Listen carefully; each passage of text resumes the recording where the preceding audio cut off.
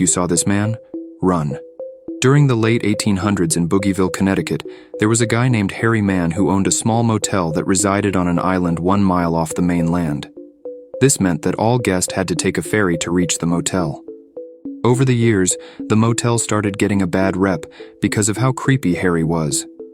Many guests reported him crawling through the vents and spying on them while they were sleeping. Another thing that guests didn't like was that he owned 3 hippos that also lived on the island.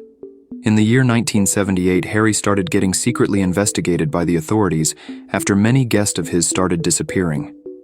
Over the following weeks, undercover officers started staying the night at the motel to try and keep surveillance on Harry.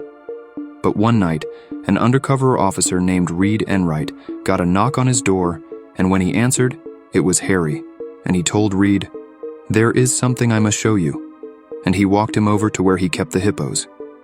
Harry then asked, "Do you want to feed the hippos?" And Reed agreed. But as soon as Reed leaned over the railing, Harry attempted to push him in, but during the process, Harry himself ended up falling into the hippo enclosure. In just a few minutes, the whole island was filled with the authorities, and the remains of Harry were nowhere to be seen. Over the following weeks, the motel was shut down and destroyed, and the families of the 30-plus victims were notified of what happened at that motel.